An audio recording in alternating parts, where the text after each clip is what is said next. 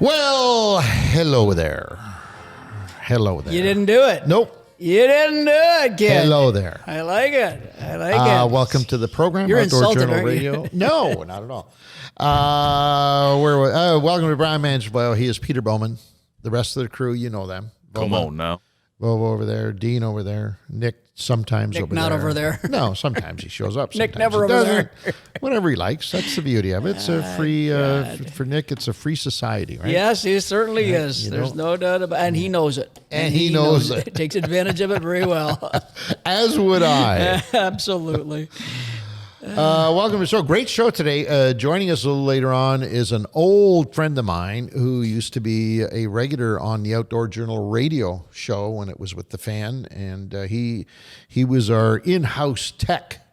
His area of expertise is in the marine industry, although snowmobile industry, a 4x4, like ATVs, all that stuff. He's an expert. His name is Stephen Tait. Give me a hell yeah. Yes, sir. Yeah, hell yeah, for sure. I can't wait to hear this stuff. At the time, he was with Gordon Bay Marina, which is a huge marina in the Muskoka area, and he was their head honcho in terms of, I believe, the technical side. Oh, yeah? Of the company. Okay. Service. So he knows his stuff. He knows his stuff, and he was Good. great. The audience loved him, and then we kind of fell apart when the radio show went off air, and I haven't had any connection with Steve forever. And then Pete and I were out. What were we doing? We were at Lake Muskoka, and Tony's boat broke down. That's it. And we were in a boat that broke down, and that's how this whole thing started, because we needed to get some service done, and we ran into somebody who ran into somebody, and then next thing you know, Steve Tait's name came up in the mix, and I said, oh my God, I haven't talked to him in years. I talked to him, and he'll be joining us a little bit later on. So that's how that whole thing evolved. Excellent. But in the meantime, we have a wonderful show to present to you. Before we do that, I want to talk to everybody about maybe some of the wonderful looking. Look at you, eh? Hey? You ever notice how he's This got is something brand new. brand new on every day, and I got the same old shirt on every day? Spank. That's because I'm not afraid to spend $1 or $2. But you have You've an got that emotional right. you have an emotional connection with each one of those. Well, if you wouldn't overcharge me, bills. you guys get one price. The company here gets one price. Then Pete gets the inflated. That's, The only thing you're inflating is those dolls that are sitting up on that thing.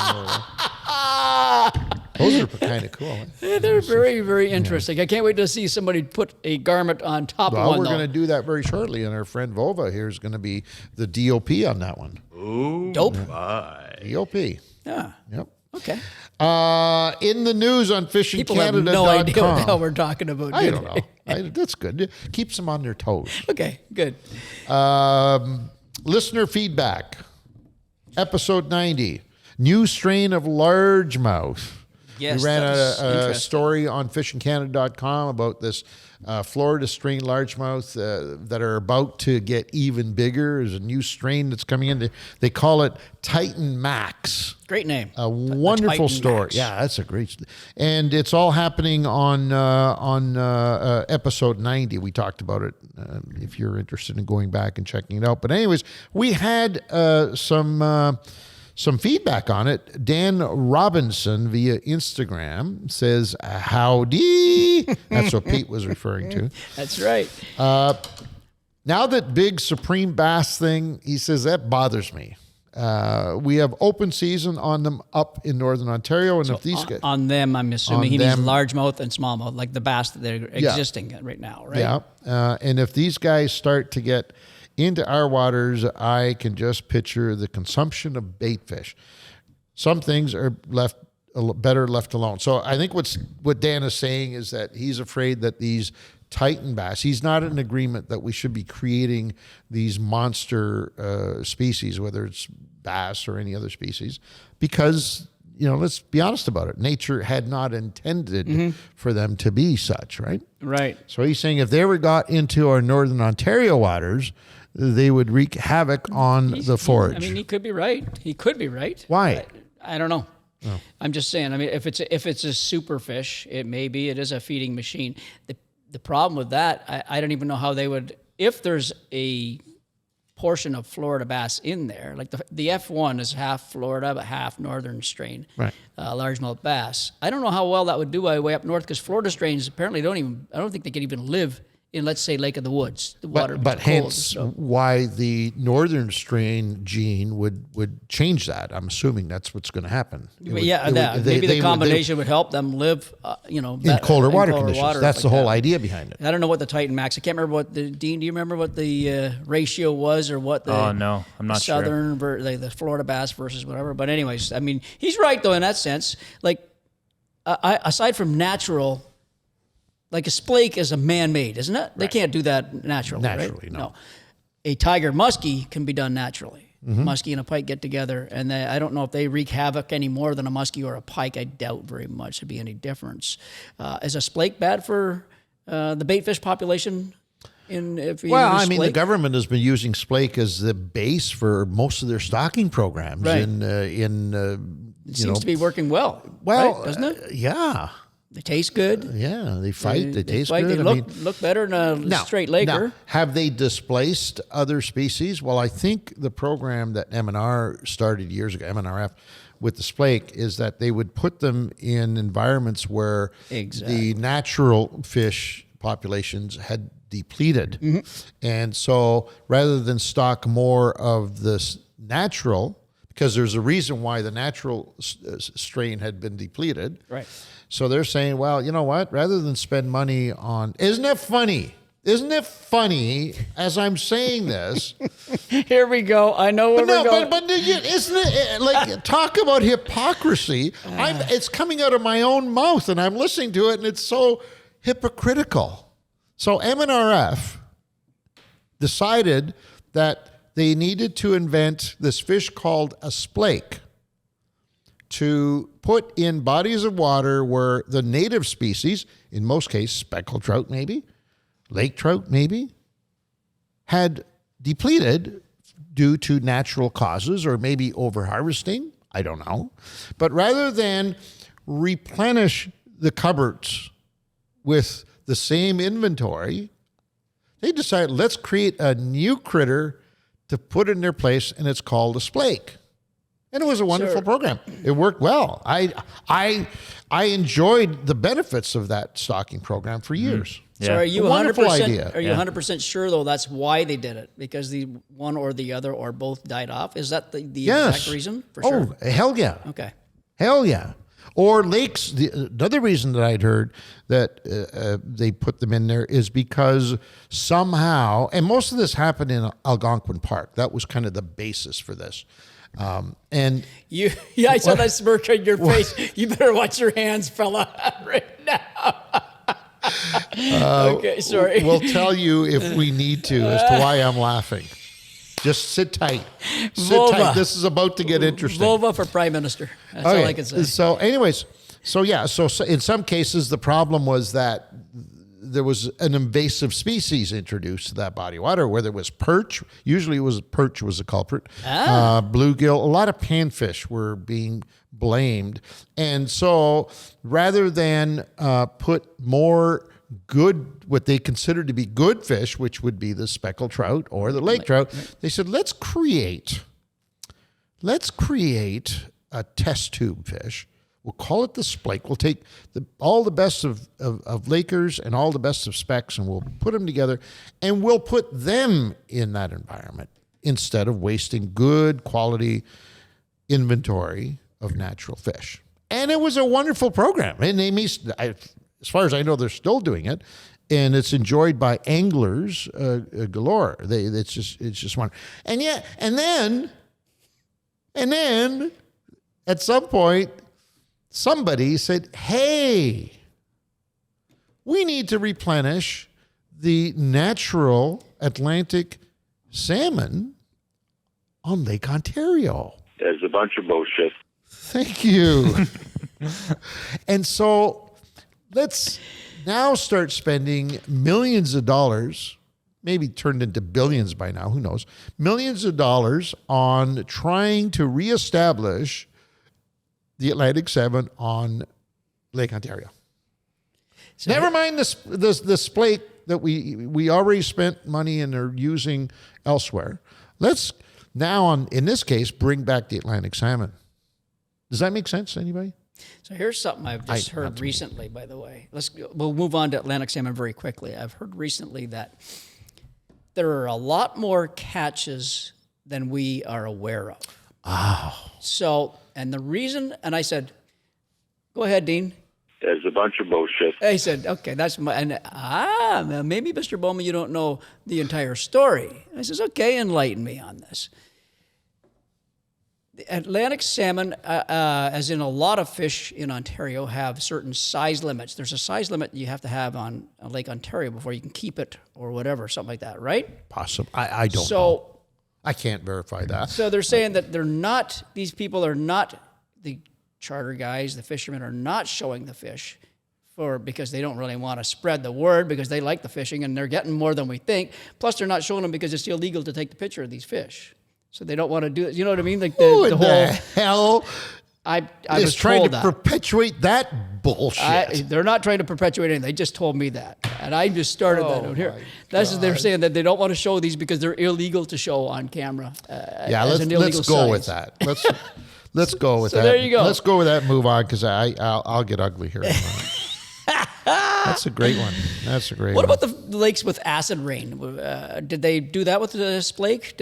I think the slings that splake were was wiped thrown out? everywhere. It was a mule, right? Right. It was a hardy. It is a hardy fish. It serves well as food. It eats. Oh, apparently it eats great. Really great. It eats great. Well, you've eaten them, Dean, haven't you? I've eaten them, yeah.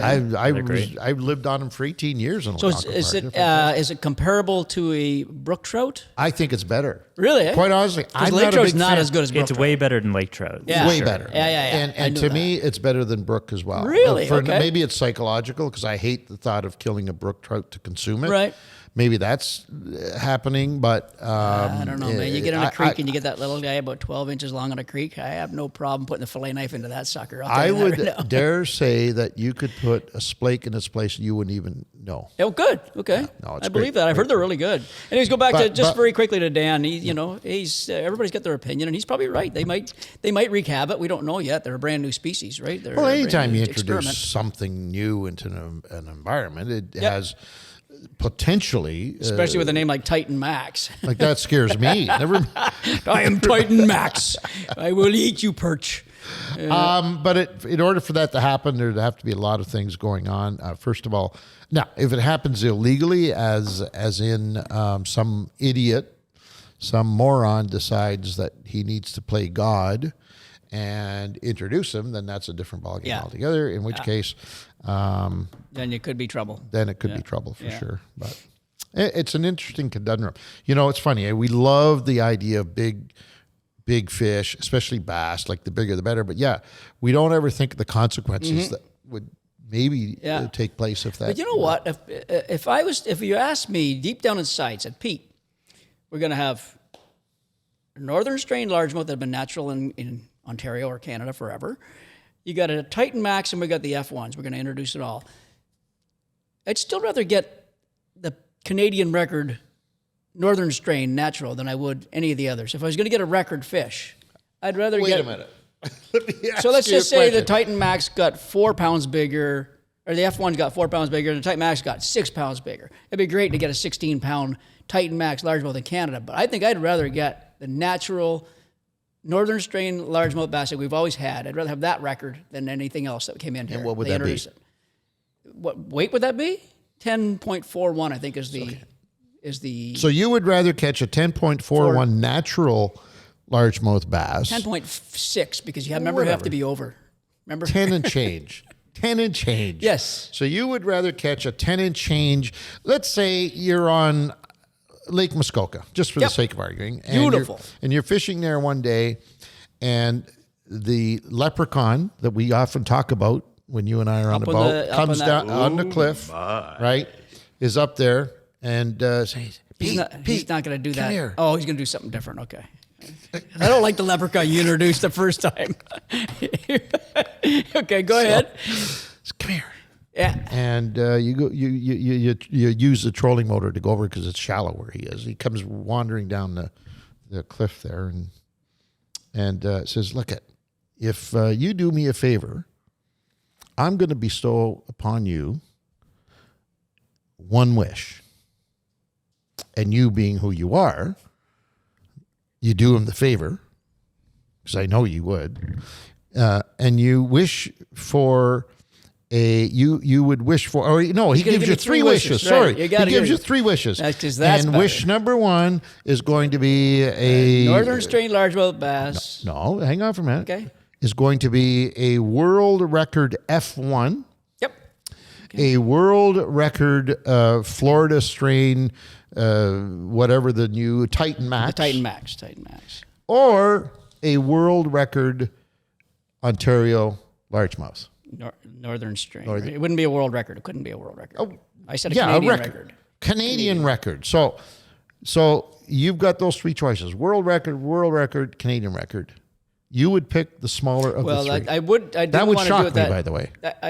You know what? I'd be shocked. That was not what I was talking about, but because Yeah, I was you talking just about said it. that. No, if they were in Canada, it was a Canadian record. Each one of them was a Canadian record. I'd rather have the lowest of the Canadian records. I'd rather have the natural. But that said, I'd still take the Canadian record largemouth bass over an F1 record or a Max record, world record. And you would do that for Pick me, Mr. Leprechaun, wherever you you are, would do Genie. that for Mr. Leprechaun. Whatever, yeah. To I get think so. that, you would do what you had to do to get that. I like that. Just that thought of a 10 Canadian record.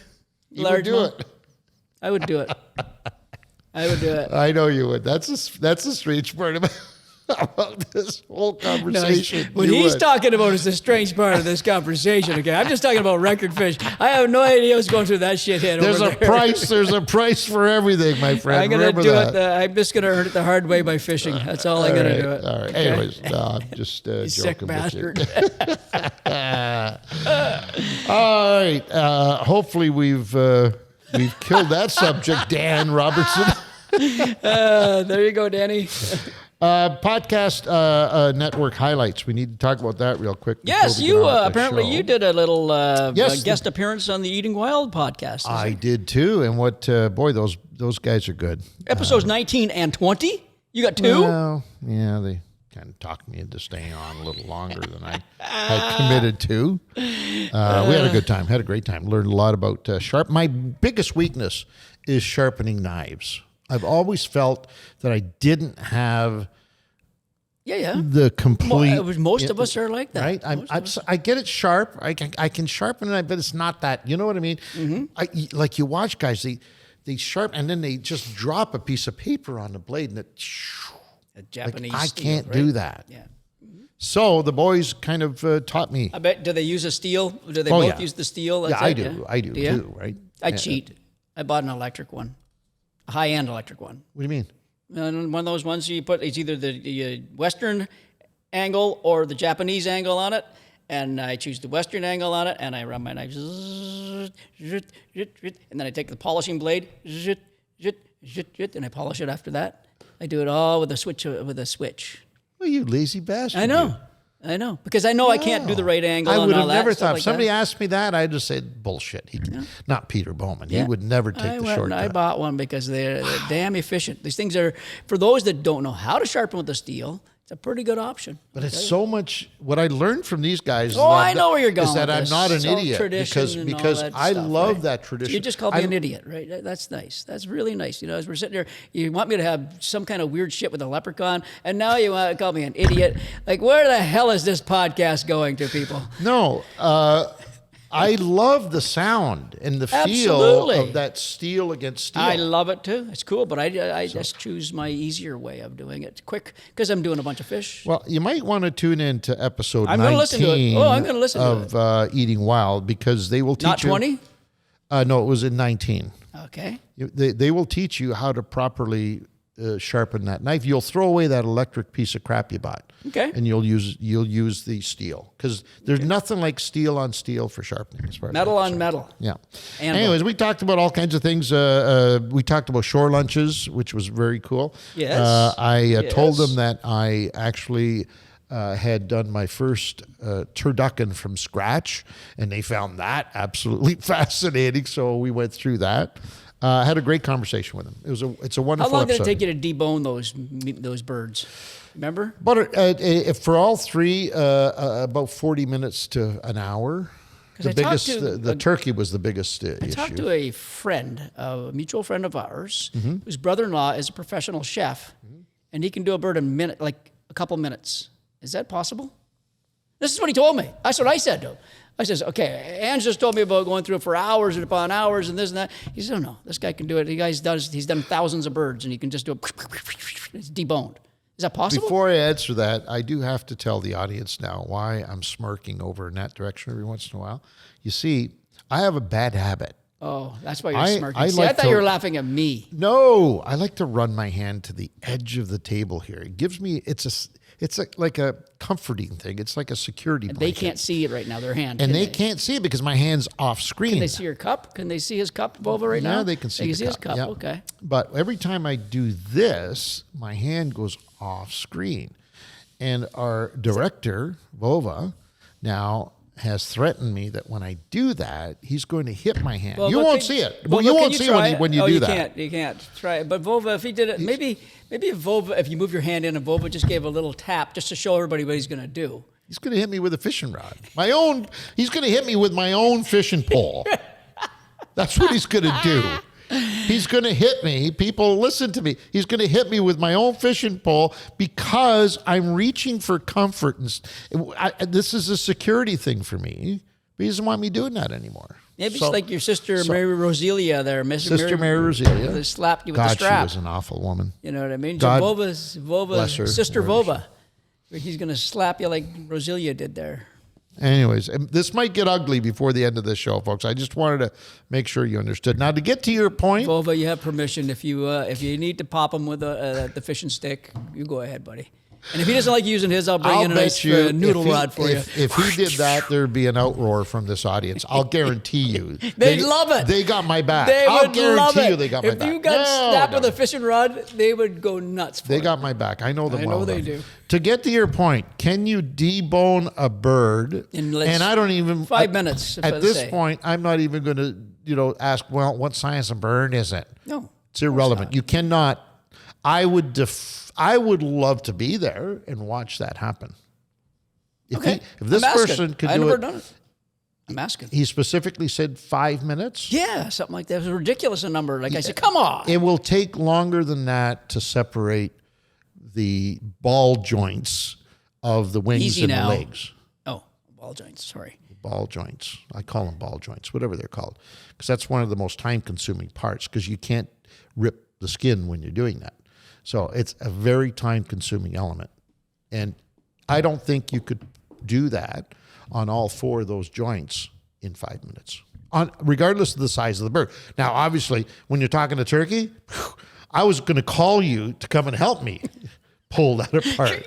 That's how bad that one was. So I don't know, Pete. I don't know who you're talking about, but whoever, if he's watching, you know what? If you could, I would love to see it. We should ask Antonio. Maybe Antonio know how Antonio fast was fascinated that I could even do it. Right, but I wonder maybe he's got a record time that he said it'd be. He says he's pretty quick. Yeah, because he does so many of them. That's what this guy says. He's done thousands of them. All right. So I don't know. You know what? It's okay. Anything's possible. How's that? Let's leave it at anything's possible. I didn't know what a turducken was until you told me. Yeah. I heard this turducken. I said, "What the hell is a turducken?" What a wonderful! If you have never had one, my God, you have to try one because you get all of these wonderful tastes all together. So like a coho, a walleye, and a muskie would be a Kowalski. Thank you, Dean. He is awake. Holy mackerel. Not much. But you can't eat the muskie. You know what? We got to get him off the couch. I don't want to eat muskie. We got to get him off the couch. Walleye you can eat. Kowal, skirch, a perch. We'll have to figure out a triple fish triple now. Fish. Well, walleye's got to be the base. And pike. Pike would be the outside, right? And then a walleye, and then a perch. You need a Chinook, like a spring, West Coast spring for a big fatty. I don't think you want to mix salmonoids with freshwater, do you? Yeah, I'd try that. I'd like to try it. Maybe. Freshwater. So, all right. And you get the oily fish and you get the flaky fish. All right. If anybody's done that, by the way, let us know. We'll work on it ourselves and let you know. So. Anyways, I don't know where we were going with that, but wherever it is, we got completely... Got to be a good podcast, that's for sure. Derailed. I can't wait to listen to it. I haven't heard it yet, but I will. New on fishingcanada.com. North America's most overlooked species is also the oldest. Now... Interesting. The story is all about carp. Obviously, that's we're calling that North America's most overlooked species. But carp? Yeah. Okay. Isn't it?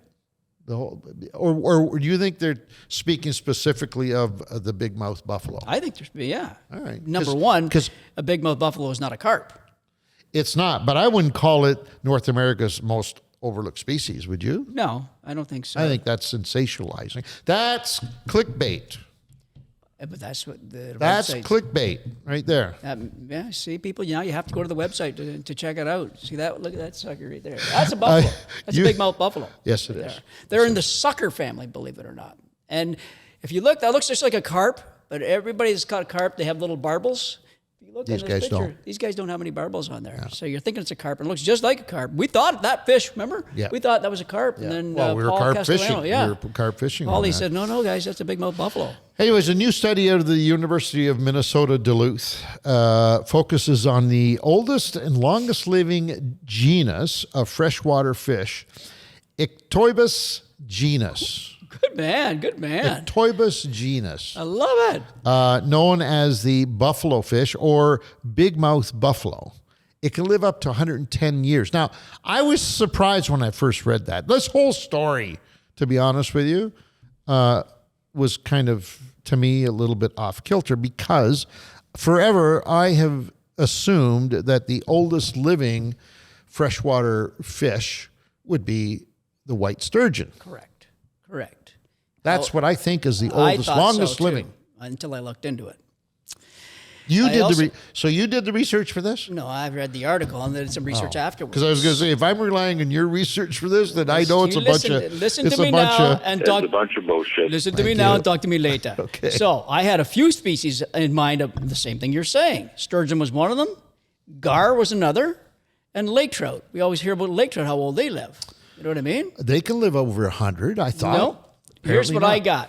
Right. So first off, the bigmouth buffalo has been recorded up to 127 years old, not 110. So we're reporting that. But it depends where you're getting your information, right? I like yours better. Thank you. Yeah. Of the three that we're talking about, the long-nosed gar is the least. It can live up to 39 years old. Oh, wow. I thought it'd be a lot older than that. That thing has been around here for 100 million years, long-nosed gar. Right. But yet they still only grow to 39 years old. Right. Lake trout can live up to 60 years old. I thought they were older than that, but apparently they were up to 60 years old, and that's an old one. Mm. And the sturgeon of all species of sturgeon, you put it in a generic... the paddle? Because there's like is it the paddle? 19 different species or something like that. Is the paddle is the oldest living? They didn't say the oldest, but they said 60 to 80 years. 80 years old is the oldest sturgeon that they can find recorded. See, so you can only get this stuff on fishingcanada.com. I mean, or on our podcast, the Outdoor Journal Radio podcast, right? See, absolutely. That's why they got to stick with us. Wonderful research, my friend. I think you're wasting your talents here. You know what, with the talents and good looks and the whole package that I run on a daily basis. You're right, I am wasting it all here. Apparently it was a breakthrough, and it's going to hopefully help us. One more thing about the bigmouth buffalo. Yes, it's native to North America. No. Yeah. Not in Europe. Nope. It's our fish. You know who's got some giants is Texas. They have a whole sport fishery for these. I've seen it online years ago, and they got some giants. Like, what are we talking? I don't know weight-wise, but they're just massive. They're like those France common carp and stuff like that. They're so big, and it's a business down there, and they do the same thing. They shore fish them just like carp fishing, and that. But it's just up here in Canada that we really don't pursue them. The U.S. sounds like they got their shit together. For sure, they do pursue them. Yeah. University of Duluth, Minnesota Duluth is kind of because of this newfound information, calling for more protection of the species because obviously they're being fished. They're getting bow hunted too. They're doing the old kill 'em all sort of thing. God, Metallica kill 'em all. with all due respect to hunters, there's some areas where I have to disagree. And to me, I know some of you are going to write and say, oh my God, he's the anti-Christ of fishing. He's going to take down our whole fishery with these comments. No, I just don't see the sport in going over top of a fish and shooting a bow and killing it with an arrow. Like, I just don't get it. Mm-hmm. To me, that's not sport. I get you. Now, if it was just one and you were going to eat it, maybe. Well, or it's like a deer, or it's like anything else. Or if it's illegal to shoot that carp, because that's what's being targeted, obviously, it's the only thing that's legal with a bow. But if it's illegal or immoral, like ducks, for example, you can't shoot ducks on the water. Well, you can, but you're. But it's not. But it's duck just hunters' not. morality. It's the moral compass thing, Yeah, right? Why? Because come on, give the thing a fighting chance at least, and also challenge yourself to be able to move and shoot. Mm-hmm. That to me is very doable. Yeah. So why can't we do the same thing with carp? Like, if we can't fly. It's got to be moving. It's illegal. It can't fly. You're an idiot. Then you wonder why I call you an idiot. But maybe we should make it illegal to shoot a carp that's sitting there minding its own business, and you, Mr. Big Hunter, can sneak up on top of it and shoot an arrow through it. Yeah, it's been bizarre. I saw that happen in one time. I was up at an area, and Hunter was with me. Yeah. And we shot it. Remember, we shot it as part of the Fishing Canada show. Yeah. And we saw the guys up there, and they were just stalking these things like Robin Hood out in the forest. You know what I mean? And they were throwing them, and they literally just threw them up on the bank, and they were flopping around. So these fish they got a hole in them, and they can't breathe and all that. So it did look pretty barbaric, I have to say. And I don't know what they were using those carp, if I'm not mistaken, to give them to farmer. No, they were giving to farmers that they were going to process the meat and feed some kind of animals with it, is what they were saying. So that's what but just seeing them laying there on the dirt, flopping around, arrow holes and all that stuff. Like, and these guys were blatantly doing it. Like, they weren't not hiding, but just saying, okay, I better not let the public, this is a public area. Throw her up there, flop, flop, flop, flop. If anybody out there does this, and you think what we're saying is offside, let us know. I'd be curious. I'd be curious in engaging in some form of conversation about it, to be honest with you. I just can't see it. I don't see the reason for it. Yeah. But anyways. There's a lot of hatred towards carp to begin with, right? Yeah. There is that, too. There's things that shouldn't be here. They're invasive and they're not good and blah, blah, blah. So. My hand out there again. I'm pulling. Oh. Hey, you know what? Dogs, like when a dog has an ear infection, they put that funnel around its head so it can't scratch. The cone of death. Yeah, maybe we can develop a cone or something for me. Maybe I put a cone and have my hands like in here. Like, if you just put a cone on your hand, you would never, because it would remind you. You'd do, oh God, I can't do that anymore. Just keep that hand right there. Oh my God. Anyways, great story. It's happening on fishingcanada.com as we speak in the news section. You might want to weigh in on it. Check it out, read it, and see what you... Check it. I know it's a long thing, and Dean's took the time. Dean's got us reading all kinds of stuff on it. But, if I read you the whole article, then you don't need to go to fishingcanada.com and check it out. So Come on now.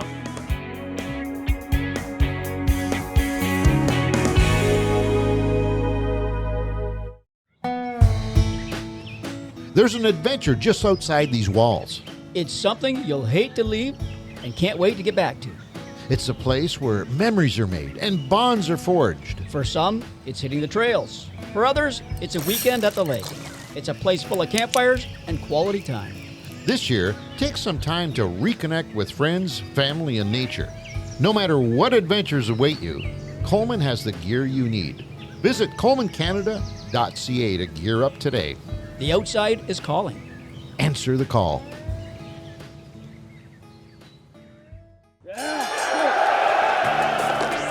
What do football, hockey players, boxers, and fishing guides have in common? A love for the outdoors. I'm Jamie Pastilli. a fishing guide with a lifetime of experience chasing down some of North America's most sought-after species with some of the world's most interesting characters. On Outdoor Journal Radio's Tackle Box podcast, I'm joined by one of those people, CFL legend Brad Sinopoli, as we share stories and talk to the athletes who found their passion through hunting and fishing. World Heavyweight Champion Tyson Fury, they brought you in to spar this big animal. I had a rod, so I just randomly brought it to Colorado. It got me hooked up on some beautiful fish in those big rivers, and it was, some of my best memories of during my hockey career. So join Jamie and I every week on the Tackle Box for a behind-the-scenes look at some of your favorite athletes and angling personalities. From hits to tangles, passes and dangles, the Tackle Box has your sports and angling listening covered. Find the Tackle Box now on Spotify, Apple Podcasts, or wherever else you get your podcasts. Alrighty, fan question of the week. This is starting to become my favorite part of love the it. show. Eh? Absolutely fantastic. love it. Keep those questions coming in, folks. Yeah. We enjoy them. Although this one's going to be a little different because we're going to now bring our guest on who is going to help us answer this question because it has to do with boats. What better person good to choice, yeah. bring on. Steve Tait, Vice President of Sales at Maple Leaf Marinas. How are you doing, buddy? Great. How are you doing? We're doing good, buddy. It's been a while. For those of you who have followed the Outdoor Journal radio show for a while, you know that Steve was a semi-regular on that program. He was our marine and anything that runs tech. We used to call him in to answer questions. So awful nice of you to join us again. And more importantly, I just want to tell folks Steve is in a new position now. I will just briefly mention because I feel compelled to, because I just found out about this recently. You didn't tell me anything, buddy, by the way. Maple Leaf Marinas, what is it? Yeah, thanks. So Maple Leaf Marinas is the largest operator of marinas, marine resorts, and marine dealerships in Canada now. So we have 19 marinas, and they're all centrally located in basically cottage country in central Ontario. We provide a wide range of services for boats, basically, anywhere from call it 6 to 8 feet all the way up to 100 feet. So it's a pretty wide product offering, and it's a great company to be with and learn even, I'd been doing this stuff for quite a while, and I'm learning a lot more every day now as well. So it's very exciting. Wow. I was shocked. I told people when we first heard about it, I was shocked. Yeah. You've always been the Gordon Bay guy. So anyways. Well, Gordon Bay is part of that. Yeah. It's part of the group, right? Yeah. So. Part of the family, yep. By the way, if you think we're going to let you get away with that backdrop without saying a word, I think not. When is this the airing, Dean? Is this like a November airing of this podcast-ish? Any idea? This is last week in November. Last week in November. So it could it's be very, happening. but I think that the trees and he's not in Muskoka, I don't think, or anything like that. I can tell the mountains. Actually, that looks pretty damn good. I'm telling you It does right look now. good, doesn't it? I like it.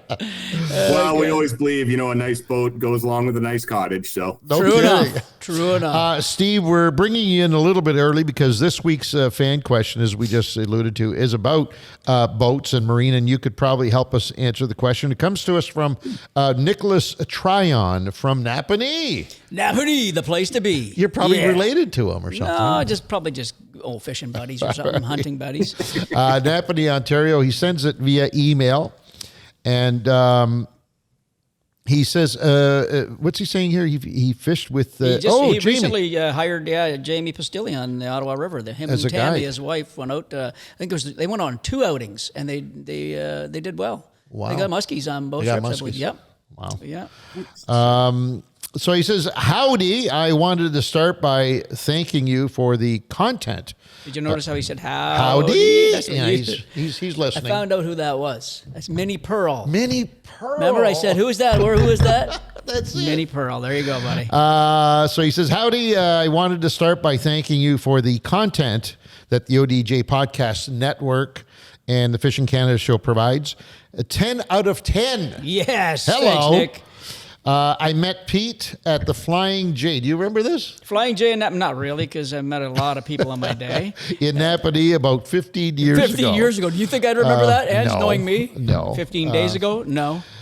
He gave me a signed fishing card. Remember those old cards we had? Wow. Yeah. That's cool. I found some on my desk, by the way.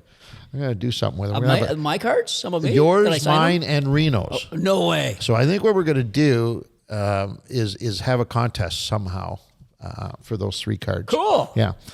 He says, I still have them in a box today. My question is, here we go, Steve. Now pay attention, buddy. Just like the old days here. Okay, all right. I'm curious about tips for late season boat care. Is there anything extra to do versus summer fishing, such as adding a fuel additive, etc.? I'm really curious about how you store your boat after a day on the water. After a day on the water. Whoa.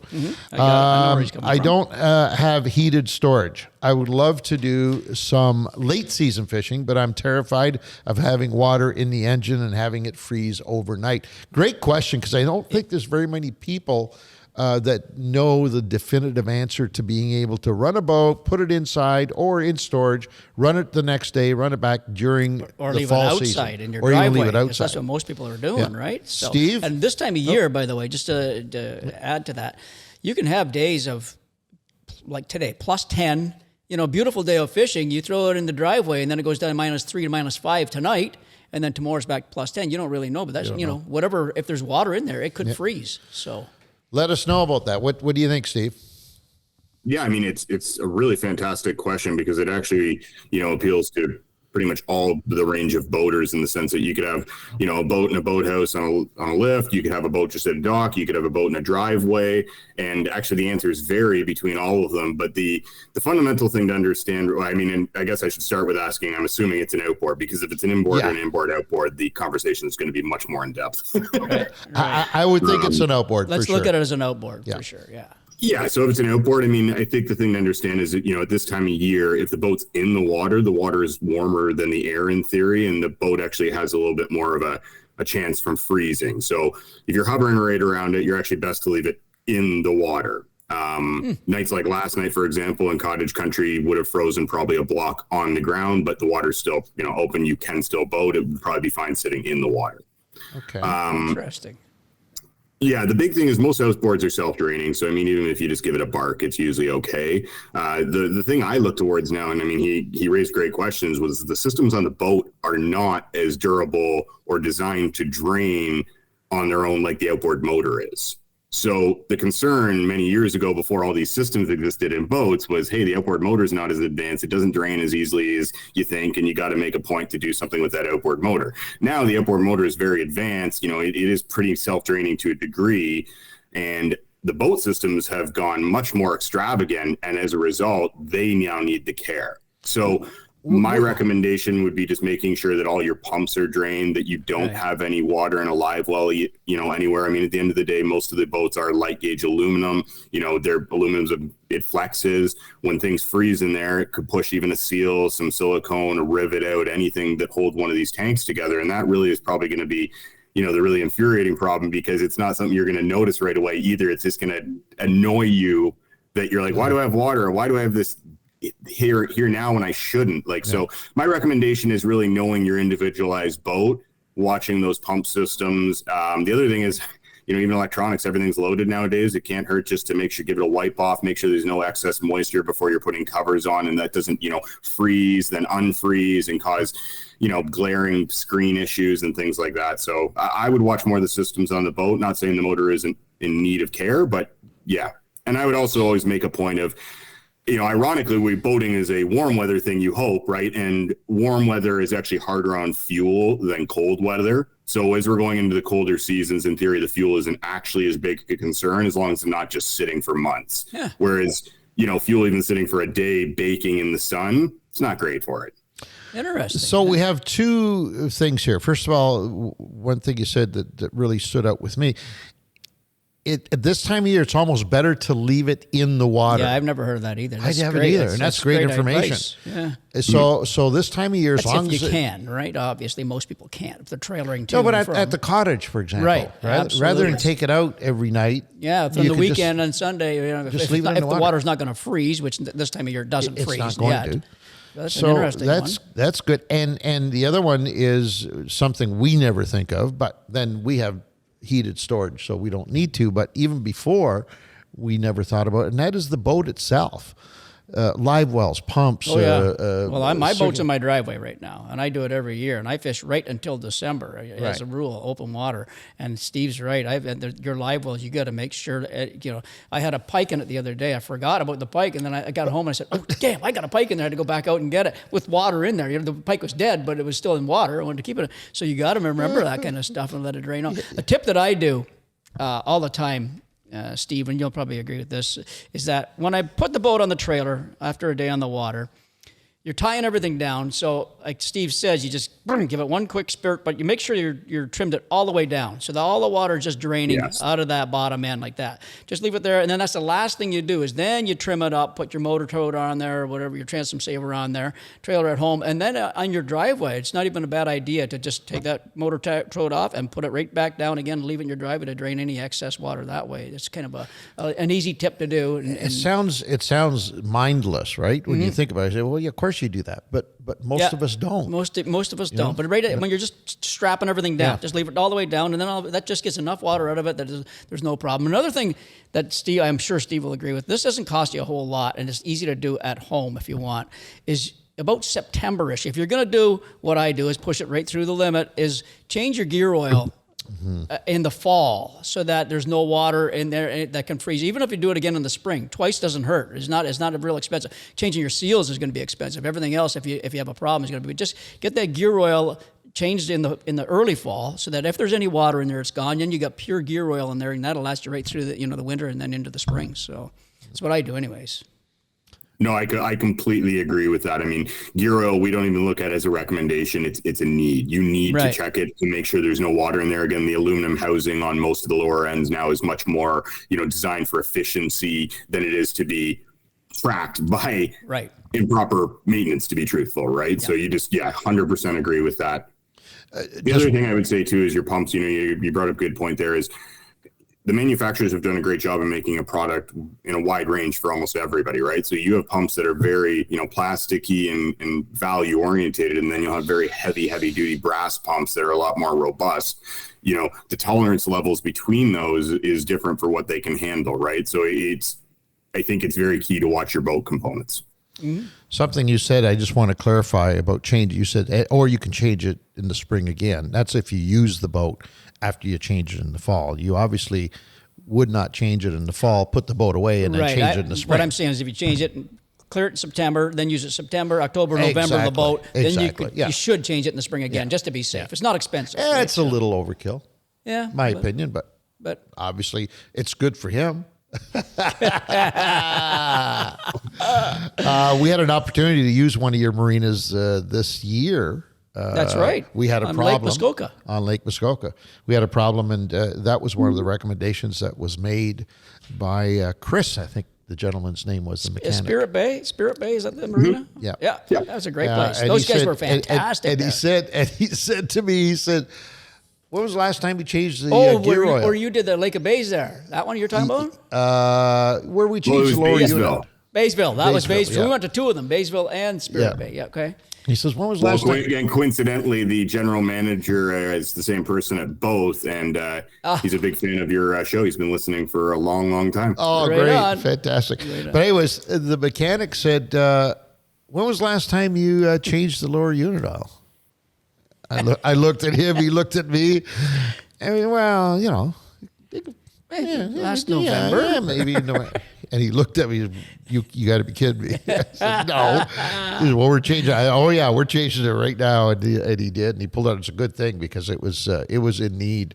And we just forgot about it last year. We were in such a hurry to put things away for the season that the boat, now it is dry storage. That's the problem, is that it's in dry storage. We think everything is honky-dory. It's all beautiful. It's all nice. It's because it's in dry storage. It doesn't make any difference. You need to change your fluids, right? And it was black, man. It needed changing, let me tell you. And to that point, like I would, I kind of split the difference with you guys. You probably don't need new oil twice, but you should be checking it twice. So in other words, it is recommend you do it in the fall. If you get a little bit of milk that comes out, you put brand new stuff in. You want to check again in the spring to see if milk has even, occurred just from sitting from rainwater, anything, because then, you got a real problem and you got you're dealing with the problem before you're out on the water and kind of stranded. Yeah. Yeah, that's a great point. That's a great I almost got stranded because I forgot to put the phone off. Oh, So I just did. Something else very quickly, maybe for Nick he asked about fuel additives. Just run premium fuel, the best fuel you can, no matter what. Every day in your outboard motor, it is highly recommended, and I know Steve will say the same thing, run premium fuel. Do not run that garbage low octane stuff. That's it's a key, so. Well, tell us about that. First of all, let's end that question so we can get into some of the other stuff. I hope we've answered the question for Nick. For Nick, and keep them coming in. The more often you write those for us to read on air, the more often Steve will be in to answer them. How's that? There you go. So keep them coming. Simply go to fishingcanada.com. And or info@fishingcanada.com would be the quickest way, but you can pretty much hook up with us through all of our social media arrays. Yep. Just ask the question. Dean will put them in his magic 45-gallon drum that he throws them all into, and pull one out Dean, before Dean, that drum must be getting heavy by now. Shit, you got to put it up on your shoulder every week and get it churning around like It's that. a bunch of bullshit. That's right. Thank you. Anyways, we love answering them. So, and nothing's dumb. If it's a question, it's worth asking, plain and simple, because nothing is off the table when it You comes got to Dumb and Dumber here, so it can't be worse than that. We're good to go. All right, so Steve, a couple of things quickly here. First of all, we've been saying to you that we have heated storage. Mm-hmm. Is there anything that we need to? Obviously, the changing the lower unit oil is something we just discovered that we need. Is there anything else when you've got heated storage that you should do the boat? Because really, I mean, it comes in here and nothing's going to freeze, nothing's going to happen over the 5 months that it's up on inside. The only thing you want to think of is you're trying to replicate the environment it's in when you're using it, right? And generally what that means is there's moist items left in the boat.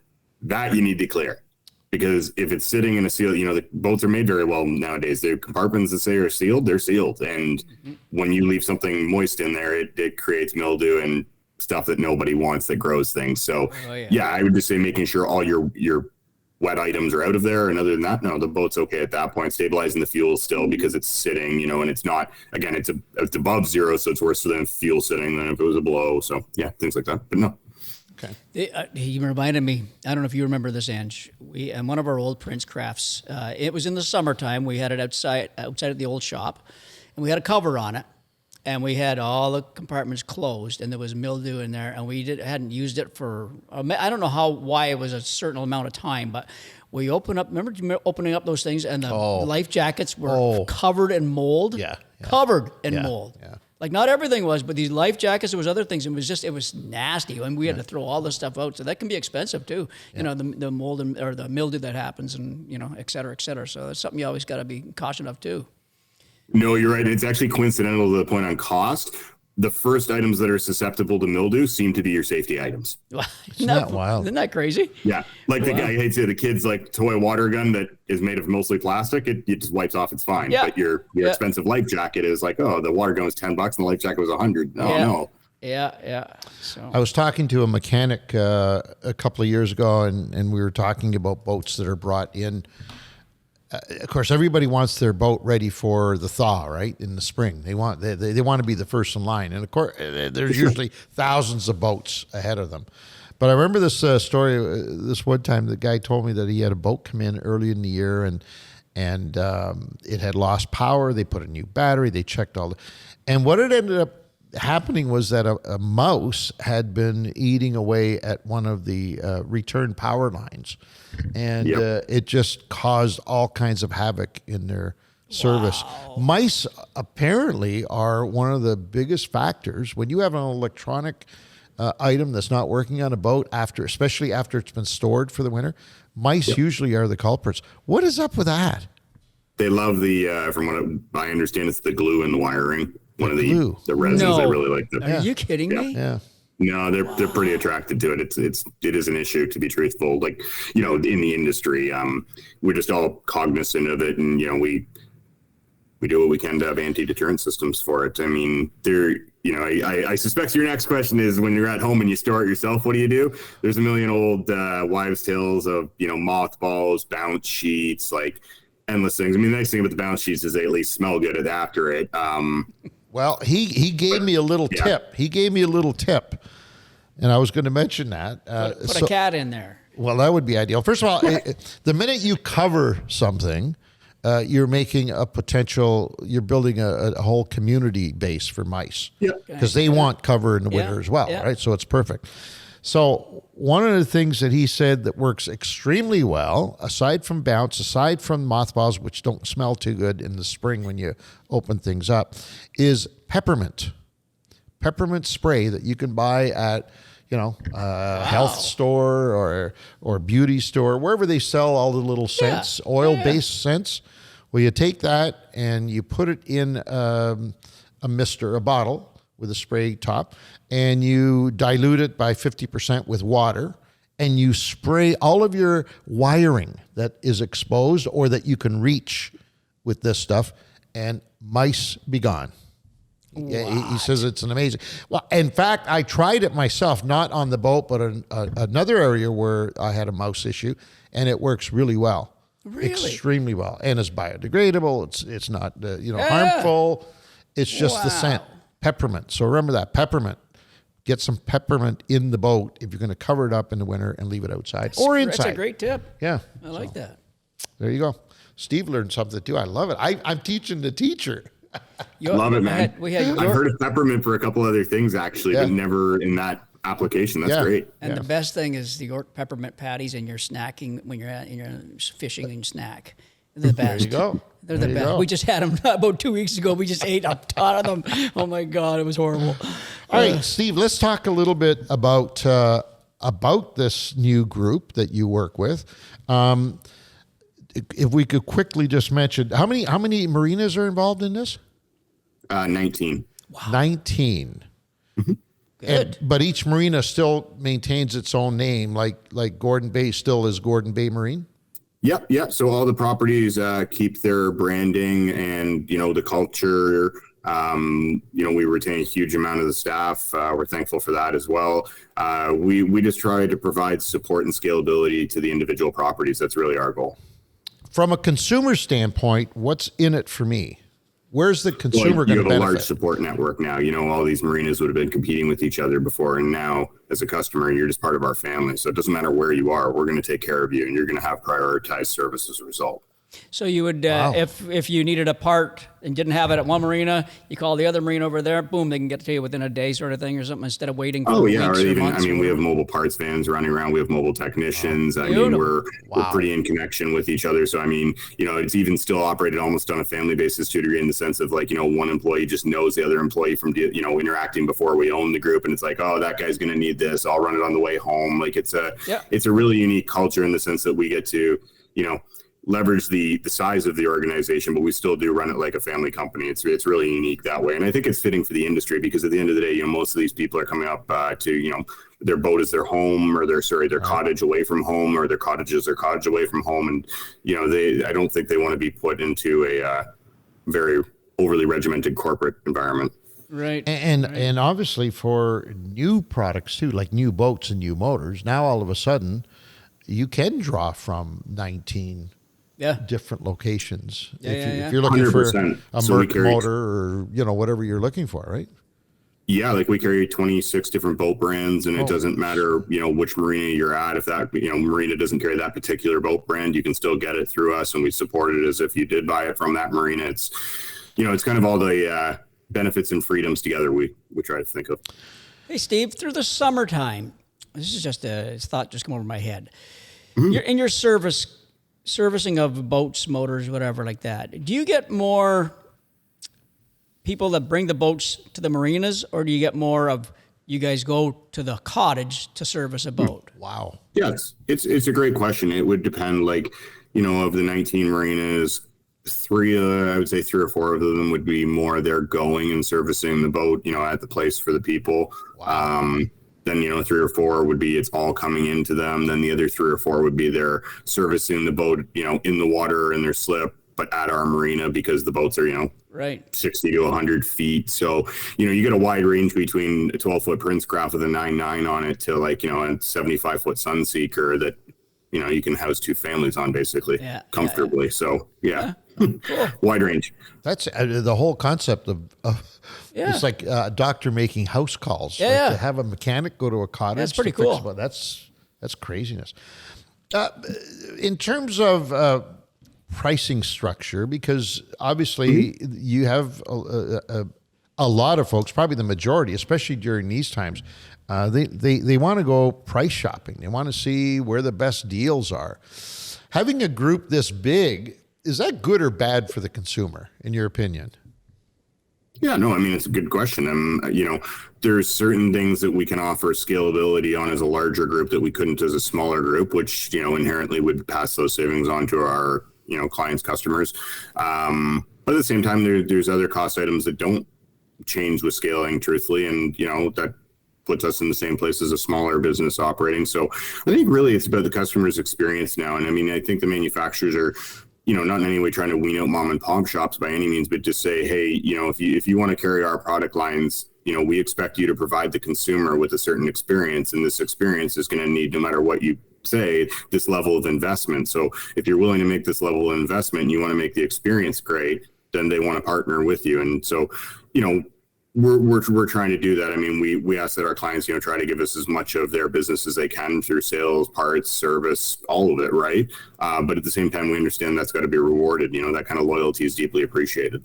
Interesting. Speaking of reward, is there a loyalty card or anything that you guys are going to be? Yeah, so we have a loyalty program we're working on, but each individual marina, has different markets in which it operates in, which allow different levels of revenue. So, I mean, it's not as widespread as, say, like, a McDonald's rewards program would be, but there is rewards for the individual clients at each marina. And then there are certain rewards that are more of a blanket throughout the network.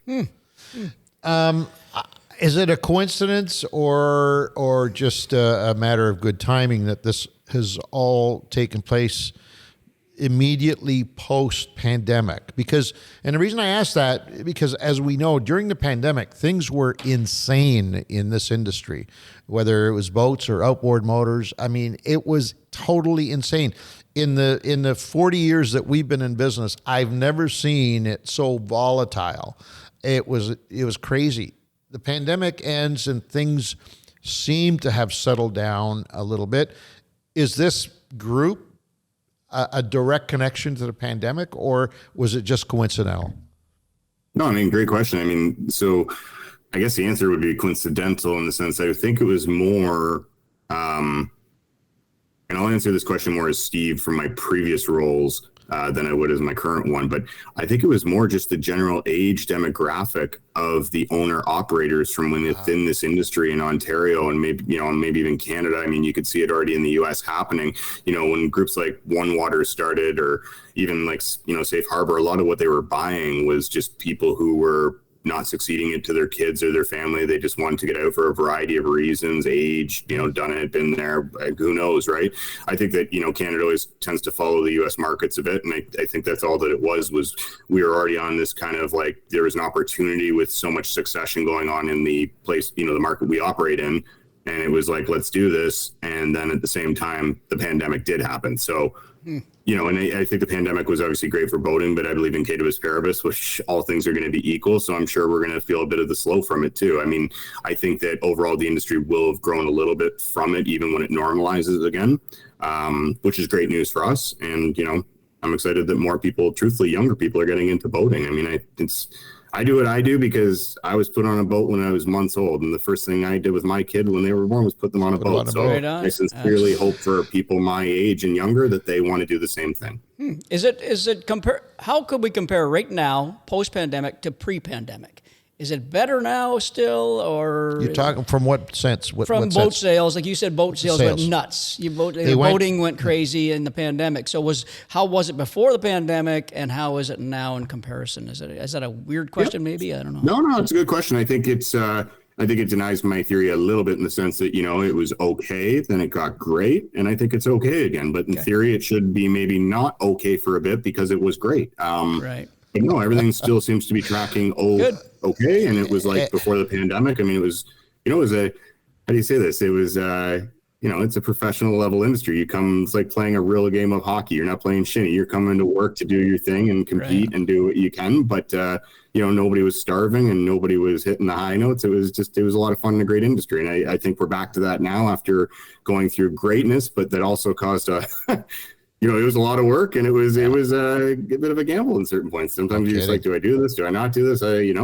Right. Yeah. Supply. During the pandemic, of course, one of the problems was that we had a great amount of interest in the marine industry in general.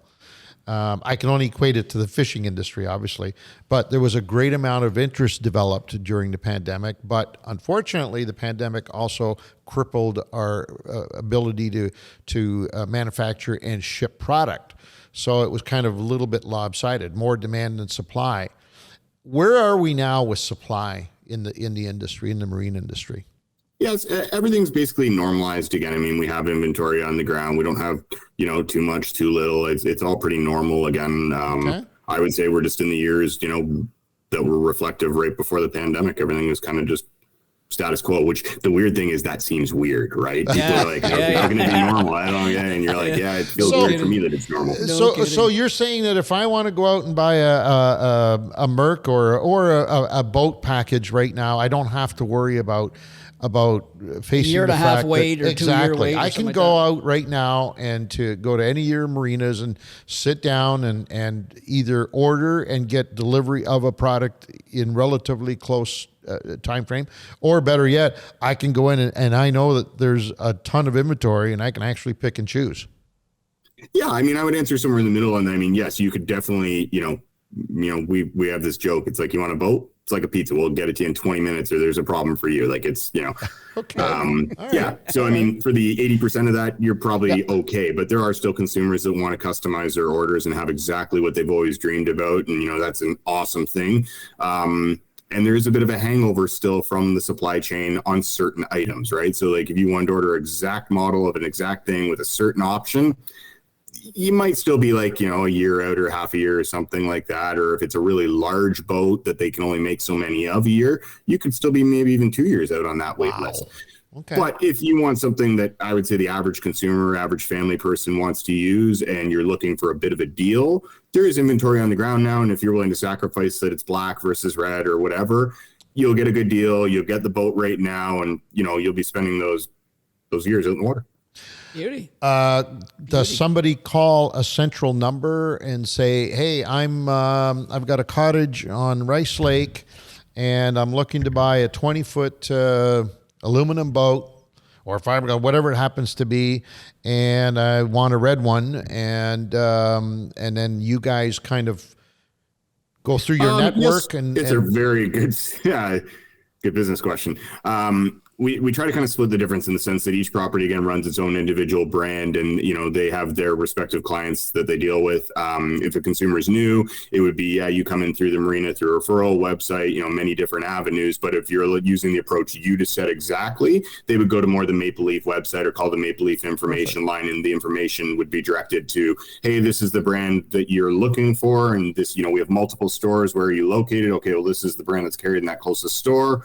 And then they could say, hey, we want another brand, but that is our closest store. No problem. We offer these other 26, 25 brands. We're happy to help you with any of them through that store. So I guess what I'm trying to say is we try not to make it as almost traditional sales processes, a little bit more customized. And, we're able to be that flexible because we have this wide network of marinas under our portfolio that nobody really has in Ontario before. Coming up very shortly will be the usual boat show season where consumers are going out looking for a bargoon, and they maybe have been looking for a package from their home marina, but they wait until the shows kick in during the winter period because they want a better deal. And you've been involved in this with Gordon Bay, where a consumer outside of your jurisdiction comes in to bargain with you for a better price on a popular model. The big fear there has always been, and I always tell people when they ask me, should I buy a boat at one of these shows, or should I go to the marina on my home lake and give them the business? And my answer is always clear. But from my standpoint, and it's probably not always the right standpoint, from my standpoint is, why wouldn't you give the business to your local marina? Because in the moment of need, and we've all been there before, wouldn't it be nice to go to a friendly face that you recognize and say, hey, I bought this boat from you last year or 2 years ago. It's leaking. Better yet, they recognize you. Exactly. And they say, hey, Angelo, hey, come on in, buddy. But we know, that every year thousands of people are going to go to the shows, and they're going to kick tires and get the very best possible. Save a couple $100 and buy from a dealer that they will never see again. True. What do you think of that? What's your opinion of that? Well, my opinion is maybe a little bit biased because I'm very much a local business guy, and I've always been in what we call a destination dealership, not a, centralized city dealership. So I would always say buy where you boat. That's what it's always been to me. Yeah. But you've been up against it. You've been up against it at these shows. I mean, I've been up against it, and by the same token, I get the guy on the other side of the fence that's not on this call and needs to earn a living too. So I'm trying not to be overly biased, but I think the real thing to me is, and maybe use Maple Leaf as a small example here, is you have a smaller one of our marinas that doesn't, let's say they carry Princecraft, and the competing dealer carries like a smoker craft type thing or something. I mean, I think you really want to just buy, if they're level products to a degree, I think you want to buy the product from your home marina where you're slipping, you're storing, and, they're providing you with that service. If you use the same situation, let's say somebody's buying like a Malibu or a Mastercraft. I mean, these things are, fairly advanced and expensive creature. In our case, that would come from the dealership that sells it, and we would support it through that smaller marina that we own as well. But knowing that a lot of the technology, the infrastructure, the training for the techs, everything is really coming from that home marina. So if you take the same situation and you say now that delivering marina is the Malibu is coming through that smoker craft dealer, it's going to be hard because now you're really, that marina can't handle fixing this high-end complex device you've purchased, and now you're going to have another marina coming into that marina's backyard, and they're going to start to have friction. Wow. Interesting. Yeah, so I mean, I would say it's doing the research is incumbent, in the sense that you want to know what you're buying, what the technology is, the service cycles, and things like that, and you want to know if the marina you deal with can support that or not. So, biasly, I would say, again, in that situation, if you're buying one of those products and it's through a smaller marina and there's an option to deal with us, it might be worth looking into because, you're getting that full line backing as if you bought it from the big marina, but you still supported your local smaller marina. In other cases where we're not there and there's a small marina and, the client totally wants this type of boat, you almost want to reach out to your local marina and say, hey, I'm buying this. You don't carry it, and I'm going to be dealing with this dealer on it. Do you have a decent relationship with them? Could you work with them? Because I just want to ensure this product is always doing what it needs to for my family. Yeah. And, the marine industry is small. We all do work together to a degree. And, all of us share the common goal of let's get people out boating and have them smiling and make sure they keep doing that. Yeah. There's something for people listening here, too, to take note of when Andrew's talking about the boat show. We've noticed this with, of course, the Princecraft. So if you're looking to buy a Princecraft, you go to the boat show, you go to the Princecraft booth, and in that booth, you're looking and you see the model you like, whatever. Hey, I like this boat. You start talking to somebody, and then usually the representatives from a ton of marinas are there. A lot of Princecraft dealers are at the show, so they can say, "Hey, Bill, you live in Cobourg, Ontario? Okay, we got a dealer right here like that. Hey, Bill, come on over here, just meet John." And then they set you up like that with a local dealer, and then you can really set up something that gets close to your lake again or your home again. Maybe. Right? So. Well, that's what they try to do. Maybe. Right? Well, that would be the perfect world. That's in right? a perfect world. Yeah. So, but can I go back to a question of the storage and stuff like that, Steve? Sure. This is one that's often asked a lot by anglers, I guess, fishermen, but anglers. Your batteries, your trolling motor and starting batteries. You store your boat. Should you be pulling those? If it's outside, I'm assuming you pull the batteries out and put them inside somewhere. Or if it's inside, what do we do for storing batteries and charging through the wintertime? So good question. Batteries can't freeze. If they freeze, they're toast. I mean, hybrid cars, electric plug-in cars, it's the same thing. The heater is going the whole time to keep everything warm, right? You can't I let didn't know battery that. freeze. Wow. Yeah. So other than that, just don't put it on concrete. Concrete will suck them dry as well. They should be on, if you can put them on a maintainer, that is a good thing. Even if, you've got 4 batteries and you got all 4 batteries in your shed or your garage where they won't freeze, and you got one maintainer, even just swapping it between them every couple of weeks type thing is fine. So they just don't sulfur up inside. I mean, it also depends on the battery. There are, there's lithium, there's gel, there's lead acid. Like there's a lot of different categories that people still use in our industry. And they will probably be there for a while. Like I imagine lead acid will get cycled out of the auto industry way before it does with the marine industry. So I think it's just knowing what type of battery you have, knowing that none of them can freeze, and knowing that a bit of maintenance doesn't hurt them. That's for sure. Okay, so if we have our boats in this garage here, not going to use them from all December, January, February, March, should we take off the wires? Could we leave it hooked up? Oh yeah. Yeah. You got to disconnect them from the system for sure. I mean, is the shut off? Everything is. I mean, if you don't have a battery switch, you get one of those mice in there. You don't want everything being live if they choose something, right? True. If you turn off the main power, most boats today have got a major power switch. Battery switch. Yeah, disconnect. They would still be okay if you turn that off. The battery still hooked up would be fine, would they not? Yeah, they would be. I mean, I still disconnect them truthfully Would on my you? own. It's just my practice. I believe they should be disconnected, but Wow. most situations, like in heated storage, probably not. I'd leave it in the off position. But in most situations, the batteries need to come out of the boats anyway. They just, other than heated storage, it's going to freeze. So Right.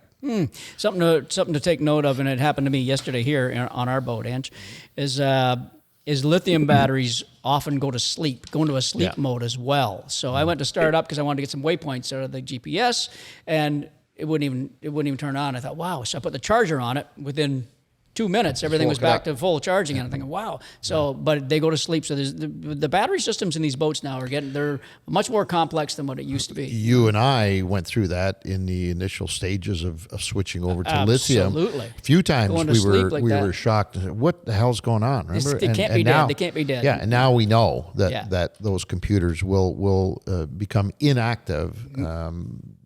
And sometimes it's not just being shut down for a period of time. Sometimes it'll just go inactive. Yeah. And it takes a bit of a shock to bring them back to life. So anyway. Electronics. So the big thing today is, we just mentioned it, is to have a great big, one of those big red switches, and at the end of the day, you turn that baby off, and you don't have to worry 100%. about, right? You don't have to worry about all of this stuff you got on your boat that's draining constantly. That hasn't been the case. Maybe the last 3 or 4 years maximum, but prior to that, we didn't have those switches, and we were constantly, waking up to dead batteries.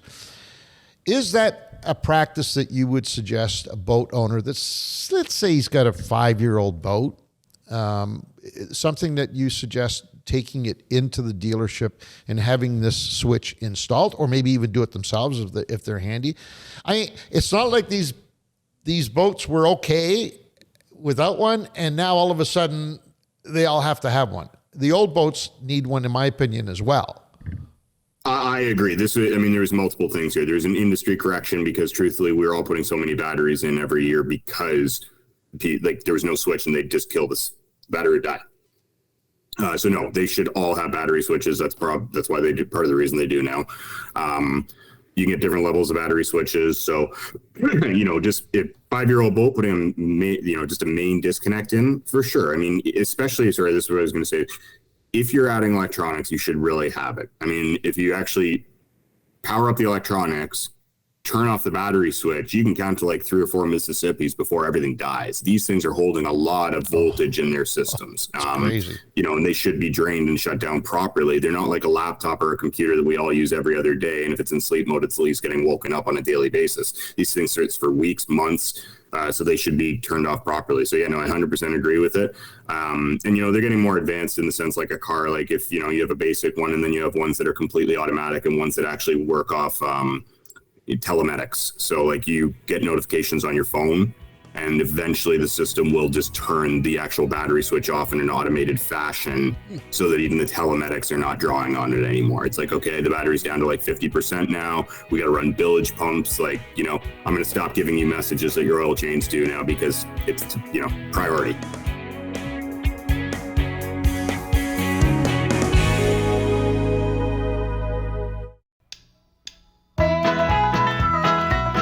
We interrupt this program to bring you the much anticipated bonus code for the latest Fishing Canada giveaways. This week's code is Life Jacket. That's Life Jacket. LIFEJACKET. Just type that in the bonus code section of the contest and receive 100 free entries towards all our current giveaways. For those who haven't entered yet, what the heck are you waiting for? Head on over to fishingcanada.com while you listen to the rest of this episode. Click contests and sign up for all the latest Fishing Canada giveaways. And now, back to the show. Yeah. Which brings me to another question about electronics. So Pete and I have a friend who recently had a horrific experience at a marina. Not one of yours, so you could relax. We're not going to hit you with this one. Where he took an older boat in for a complete refurbishing of electronics. Mm-hmm. And the marina, the dealer, obviously at some point said, yeah, we can do that job. So they did. And he picked the boat up and it was terrible. So he questioned the marina and said, yeah, but guys, like, shouldn't this be here and shouldn't this be, like, he had a little bit of knowledge, right? Right. And they said, no, we know what we're doing, kind of thing. And so he ended up calling me and saying, can you help? So Pete and I went out with him one day this summer to have a look and see exactly what had happened. And I got to tell you, Steve, it was an embarrassment. It was an awful job. Obviously, the person who did that, this must have been his first time at it. The reason I'm making this comment to you is because electronics have gotten to a point today where it's not just a simple little plug and play. These systems are very advanced. And when you start coupling them up with, you know, second and third and fourth and fifth units on the same boat that are all networking and interconnected and Bluetooth, I mean, it just goes on and on and on. There has to be a certain amount of expertise involved in installing them. Do you think the marina industry now that, you know, obviously they're starting to form into groups like you guys, will at some point do some training? Because these poor mechanics that have been, you know, working on outboards for the last 25 years, they don't know anything about the new electronics unless they are users, right? Unless they personally are out there with a boat that's got 4 or 5 screens on it. So if you don't already have something in place, I'd like to suggest that maybe somebody start some kind of course for these mechanics who are going to be involved in wiring these boats up to maybe get a little more expertise into the system. For sure. So, I mean, you know, we do that as MLM internally. If you go to our website, you'll see we have an apprentice program and everything. So, you know, I think the real answer to this question is maybe more a bit financially direct. You get what you pay for. You know, We're not always going to be the cheapest on service, but we send our technicians to school every year. They go specifically to factory training. It costs us a fortune, you know, and you're investing in your people, and that's the best thing you can do. And they're going to do the job right. But we as a result have to charge for it. So I would say, you know, getting a great deal is always important for sure for everybody, and every buck they earn is, you know, dear to them, and, you know, they should get as much as they can for it. But what I'm saying, getting as much as you can, you know, it doesn't do any good to pay $120 an hour to have what you just did. You could pay $139 an hour and it was done perfectly. Right. Does that difference really make a difference to you in the end? Yeah. Probably not. No, absolutely. Right. So we have the largest network of technicians, both in shops and on the road mobily, and they all go through training, whether it be ABYC training, which is more of, call it like the marine electrician standard, or whether they go through specific training like a Malibu or a Mastercraft or a Cobalt, or like there's, you know, Right. And like I said, being really under the hood, the training for these staff members is very expensive because the boat factories are in the hardest places possibly to fly to for, I'm sure, tax advantage reasons for them, right? So it's hard for a smaller marina to, it's not like, hey, am I going to make a $2,000-$3,000 investment in this person? It's like, yearly, you're talking 10 plus in a person easily. Mm-hmm. So that's a lot for a smaller business to, stomach whether they're going to really get into it. So I think you're just going to see more division in the sense that there's going to be, shops that do basic things and they're probably okay with that and everybody will pay. But after that, I don't know if I'm spending $5-10 grand on electronics in my boat, I'm happy to pay the $150 an hour versus the $130 to know it's done right. And if something isn't done right, odds are that company is going to back it and correct it anyway. There's even to the point now, it's great that Ange mentioned this, in the U.S., and I don't think it's in Canada yet, but in the U.S., they have actually started companies that just wire boats. That's it. You get your boat, you buy your brand new boat, now you're going to put 5 Grafts on it, 5 Garmins on it, bring it in here. We're going to bring the Garmins with it, you know what I mean? So maybe Steve's Marinas can take note of that. But what I was going to say is, I looked at it this morning. It was funny you say this, because I looked at it this morning, and there's even to the point now where they're building custom wiring harnesses for in the bass boats. Yeah, that you add in. No, that they add in. So these are aftermarket. And some of these wiring harnesses, believe it or not, if you're running 5 Grafts, couple of live scopes, et cetera, just the wiring is $500 or $600 alone. That's cheap. For that stuff. But that's cheap. It sounds, to us it's cheap. To anybody else, I could run a number 14 through there. No. But they have harnesses, they have Y cables, they have brake, and they tie it into your Garmin, tails, pigtails. They fuse it properly, the whole 9 yards. Yeah. So it's an intricate bunch of work right now. So are you saying right now I could go online and I go someplace and say, I've got a 21-foot Prince Craft, and I'm going to put 3 8600 Garmin units at the helm. I'm going to put this at the back and one of those at the front, and they will actually build you a custom harness for that. I'm telling you, this is organic, people listening, because I did it this morning. I put it in there. What a breakthrough! They had. I said different brands. You could put a Garmin, a Humminbird, and Lowrance up front, and blah blah blah, and then 2 more on the console and all that. I built it. Was just farting around with all that, and they custom it. That's going to cost you $50 more. That's going to cost you $75 more. Boom, boom, boom, boom, boom. Yeah, but but what else they showed us in that is that when they started, they showed it on a 21-foot Phoenix bass boat. When they started, they had 12.9 volts at the battery. Each graph was at least a volt down already at the console. At the front, they were down even more than that from the voltage drop for the wiring and all that. And then they put the new wiring in, and it was all perfect. So it's balanced. It made a difference. So I mean, when you pay, like Steve's saying, you pay for quality, you pay for somebody that knows what they're doing. It makes a big difference. So huge. Yeah, and like just a nitty gritty point in our industry is most automotive stuff and power sports, the connector can only go into one connector. Right. In marine, it does not work like that. No. Right. You can put ground into ground or voltage into voltage. Yeah. So even with these custom wiring harnesses, they can make it as good as they want, but what you might be plugging into may be where the flaw is. Yep. So having someone who actually understands that wiring diagram in the system that's being adapted to is still good. And also, you're right, voltage loads. A lot of people load these things up and they forget the voltage loads change. And even where the wire harness is feeding voltage, it could be a problem, right? Mm-hmm. Like you might not have the right gauge of wire to get from the batteries that are at the back of the boat up to the graph at the very front of the boat, but it going to the console is enough. You know what I mean? Exactly. I don't know whether you're aware of it or not, Steve, but there is a big need out there for that. Right now, you talk to 10 anglers that are building a boat, meaning they've bought a boat, now they're going to build it to their specs in terms of electronics.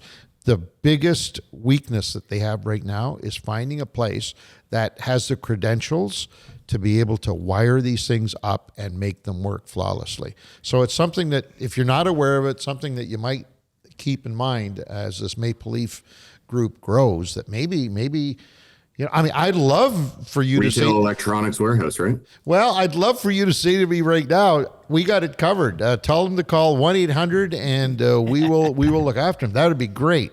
But as Pete just mentioned, the U.S. is way ahead of us in terms of that, right? So maybe something that we should look at because we're starting to get a little more, we're not all rowing little wooden dinghies around anymore. Yeah, they might be bass boat oriented, but we are walleye, muskie, bass, you know what I mean? There's all kinds of boats that all run the same layout, basically. Yeah. So, yeah. Speaking of which, let's just for one quick moment turn our attention to what Pete just said. They may be more bass-oriented south of the border, but our requirements for boats, because of the variety of freshwater species that we fish for, might not be necessarily good platforms to work with bass boats. I know when Pete and I were into tournaments and bass fishing on a full-time basis, all we could think about was big, beautiful, glittery, glass, smooth, slippery, wonderful bass boats. Okay. That was not we did a reality check and we discovered that's not the reality here in Canada. Has the bass boat made any headway at all up here, or for the most part, are we still aluminum boat bound?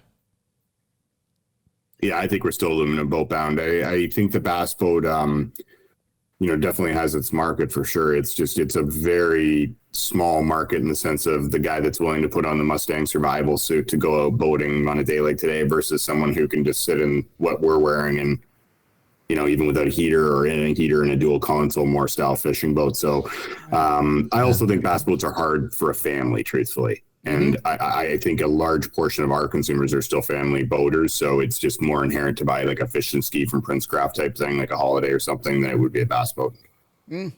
Interesting. Good point. And your opinion of glass versus, because you sell a lot of glass boats in your group. We sell a lot of both. But if you were comparing the two, can you give our listener a little bit of advice on when to look at aluminum versus fiberglass, or is there a point anymore?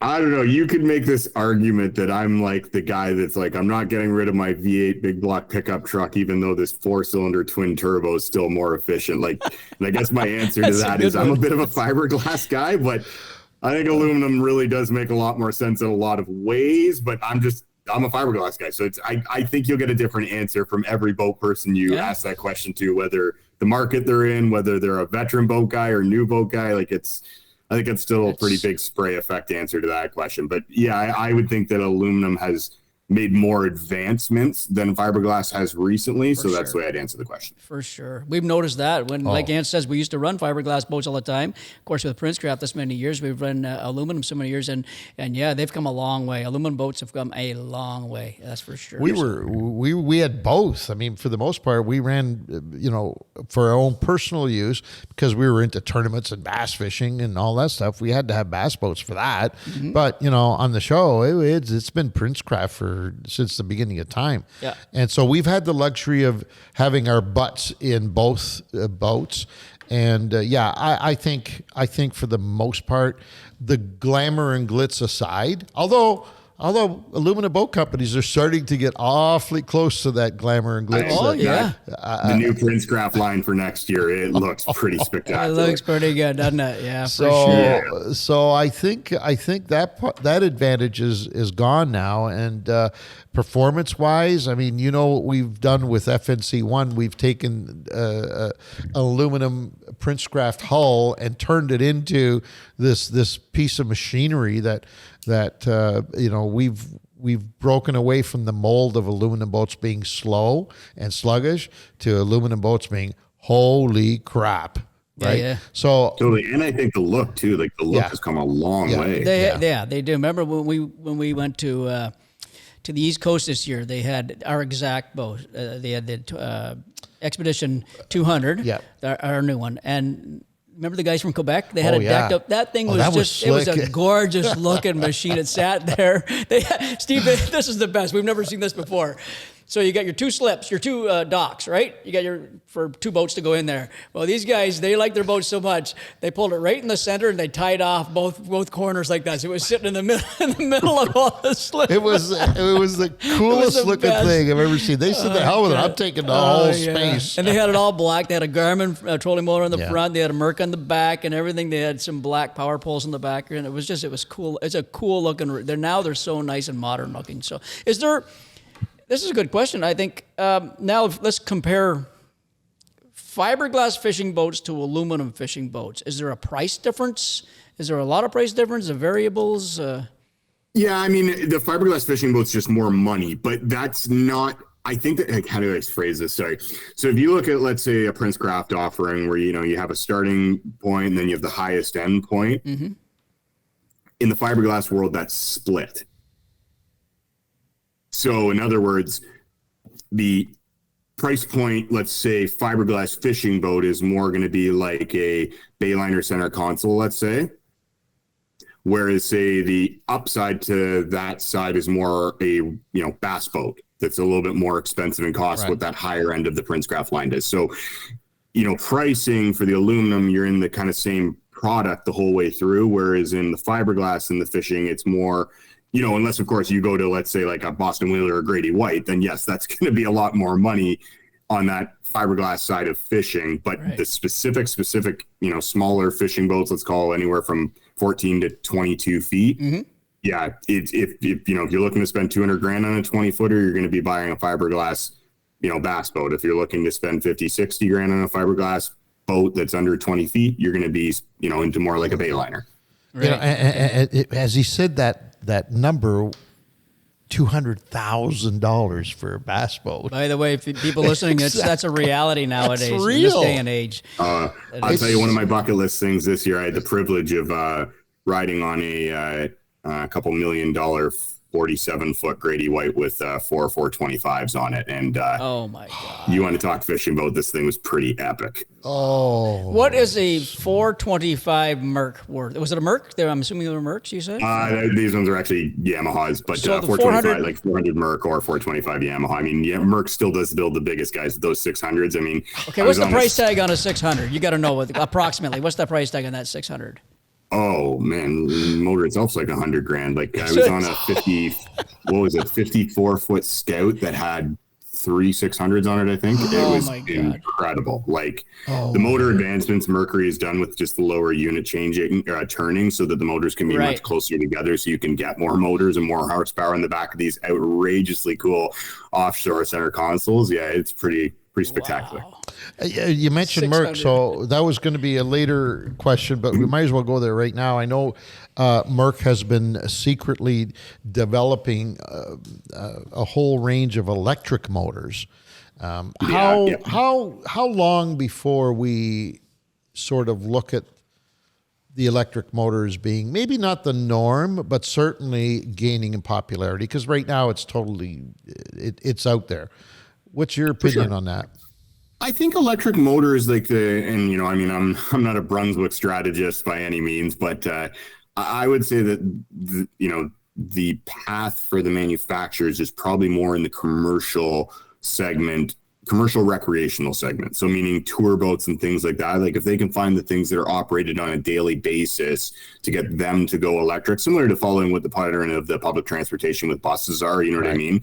Get those on electric first, because at the end of the day, a 115 Merc, it's not really burning that much fuel. It's not really hurting the environment, especially for how much the user is actually using it. And the amount of infrastructure, like how do you say we'd have to put into place to make all those 16-foot, 90 horsepower boats become electric.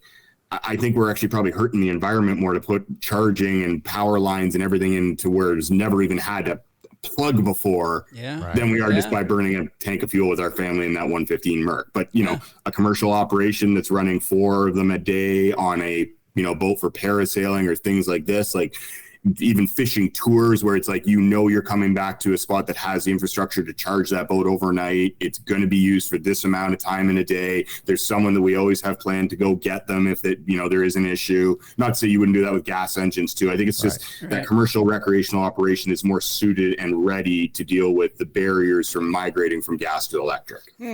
It's not a bad idea though for the small ones, for that little 6 horsepower or something like that. When you watch them carrying it around and all that, because then your charging issue is you plug it in at your dock, or you bring it into your house, or you bring the battery into your house and you plug it in at normal 110. You know what I mean? So that's not a bad idea for that, I guess. You know what I mean? If you wanted to put around. I think it's great for the small stuff too, and that's going, I guess, back to the point of it's really adjusting the approach to the existing infrastructure. Right. Exactly. So it's a pipe dream for me to think that in my you could have a Tesla on the water, right? in my lifetime that we would have a Princecraft XWP boat that the entire hull is a big battery, and I'm developing 600 horsepower out of this single thing that's hanging out the bottom of the back of the boat. That's sort of a pipe dream of mine. I don't know, Angelo. I mean, I really don't. It's a good question. I mean, and they're advancing real quick and stuff is happening. I mean, I think the car industry took a different approach with hybrid. I mean, I haven't seen the marine industry do that yet, but I mean, there's an argument that hybrid really is, great the whole way around. You think about it, it's like you're burning a little bit of fuel. It's charging an electric battery. That battery is also turning the wheels too. I mean, maybe there's something there for the marine industry. I'm not too sure. I mean, you look at even the new propellers where they're trying to get more of like propellers in the sense that it's using one angle of the prop when it's, rotating at 6,000 RPM, whereas it's actually hitting another angle of the prop when it's rotating at 3,000 RPM. So I think there's a lot of options for efficiency in the marine industry. And I think we've got a lot of spectacular people working on it. What the path is, I don't know yet, but I don't think it's a pipe dream. I mean, and from what we've seen, most advancements, it's like, you could get 4 hours of lightweight boating out of a 20+ foot boat on, an overnight charge type thing. So I don't think it's, I think you'll be around for it, man. You mentioned props. In your opinion, and I'm not going to hold you to this, in your opinion, well, no, let's get off the opinion. Let me ask you a straightforward question. Is there a place right now that you know of where a person could take their performance boat and bring it in and leave it overnight for a day, a week, whatever the case may be, and that place has enough expertise to find the right prop for that particular boat? Because a lot of times, as you know, props are kind of, most dealers, most manufacturers have got a general feel for a prop, but every boat is different. Every engine position on that boat is different, and it makes a huge difference to the right prop. Is there a place where we could take our boat right now and say, here you go, guys, I'll be back in a couple of days, put the right prop in that boat?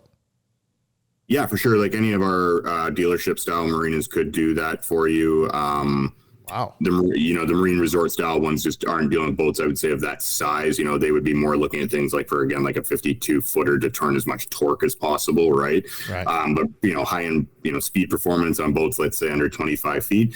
Yeah. Any of our dealership marinas could do that. The really cool thing, and this is, one of the proud Make Belief moments, is every dealership that we had actually like their internal prop charts from experience, like just over the years, like, hey, the manufacturers, they gave us these guidelines, but to your point, it's like we found this was just, that hair better in our water and this type of hull. So the cool thing with Make Belief is we have all of those from all of those marinas now. Oh yeah. So the individual prop viable for one marina is now multiplied over 9 or 10. And, we have all the experienced technicians that help develop those documents. So I would like to say that we have as much insight to it as you could possibly have without having it on a, digital test tank that someone like Brunswick or Yamaha would have.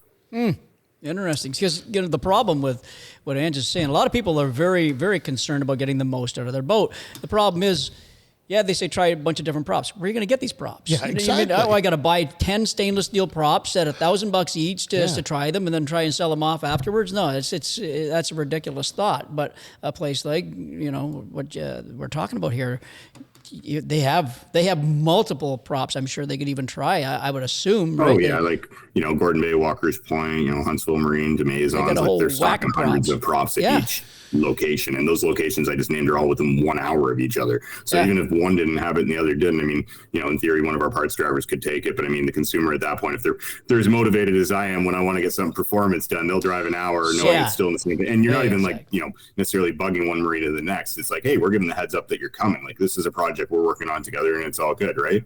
So I'm not looking for a freebie, but I'm going to put the challenge on you right now. This spring, I need to take FNC1 someplace, and I need to hand it over because I need an extra 200 RPM minimum out of the engine and the setup that we've got. And I know it's in the prop. I know that for a fact it's in the prop. But to Pete's case, we just don't, number one, we don't have the time. But number two, we don't have the inventory of props that it's going to take to fine tune it down to just one. So I can go to a marina, pay them whatever their rate is, and say, get that 200 RPM. Oh, yeah. Mm-hmm. Wow. Oh, yeah. Oh, yeah. Okay, got you on tape. Yeah, no problem. One final question, and we're going to let you go, Steve. You've given us more time than we asked for, so we appreciate it. But as we are closer to the reality of double-digit interest rates than we are to single-digit, under 5% interest rates moving forward, is there aspiration in the future boat buyer's life to think that maybe the boat industry, like the automobile industry, is going to come up with some relief on interest rates? Are they going to say, hey, you know what, this month only 0% interest for 48-month financing? Is that a reality at all in the boat business? I think 0 might be a stretch right now. But no, I mean, under the hood again, we're doing what we can to lower rates from our side for the consumer. But one thing I would put as a comparison between the auto and us is our assets hold their value much stronger.